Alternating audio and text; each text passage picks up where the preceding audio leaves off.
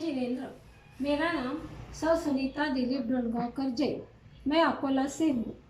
भारतीय वसुंधरा पर अनेक महापुरुषों ने जन्म लिया है और अपने व्यक्तित्व से जन जन को प्रभावित किया है। ऐसे ही एक व्यक्तिमत्व है आचार्य गुरुवर आर्यानंदी महाराज। आचार्य आर्यानंदी महाराज परम पूज्य तीर्थरक्षा शिरोमणि वात्सल्य मूर्ति विद्वत गुणानुरागी सन्मति दिवाकर आचार्य आर्यानंदी महाराज।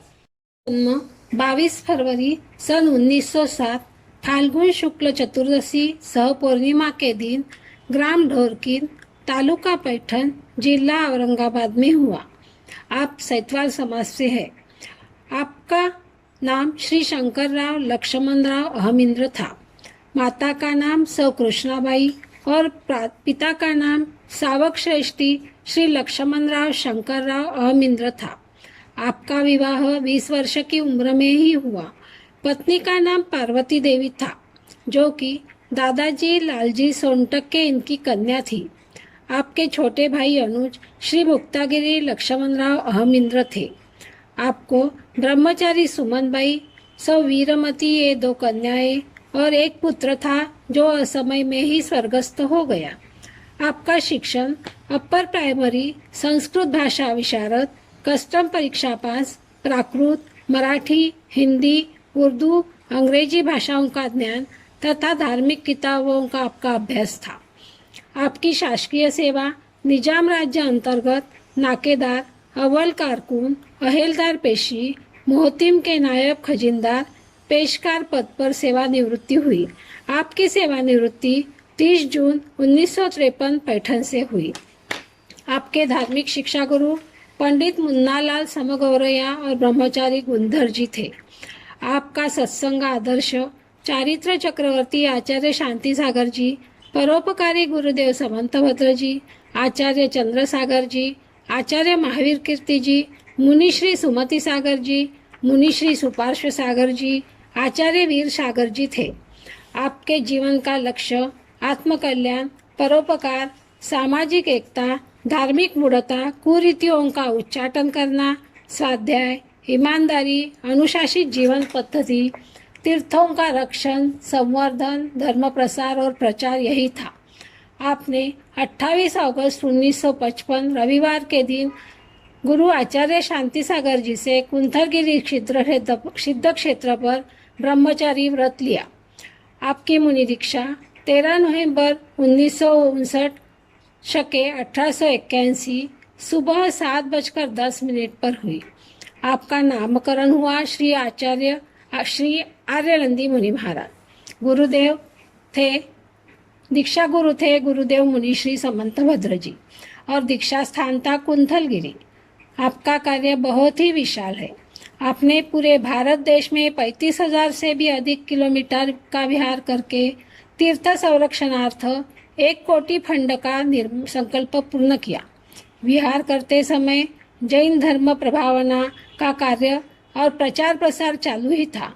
शास्त्रों का अध्ययन निरंतर चालू था। आपने एलोरा, वेरूर तथा नवागढ़ में गुरुकुल की स्थापना की। वहाँ आज भी समाज के बहुसंख्य विद्यार्थियों की रहने की, भोजन की और पढ़ने की व्यवस्था है। कुंथलगिरी तीर्थ क्षेत्र पर पानी की बहुत विकट समस्या थी। महाराज जी जब कुंथलगिरी पहुँचे तब वहाँ के माननीय शिवाजीराव पाटबंधारे मंत्री दर्शन करने हेतु कुंथलगिरी आए। उस समय चर्चा उपरांत महाराज श्री ने जल योजना उनके समक्ष विशद की। कुछ ही दिनों में इस समस्या का हल हो गया।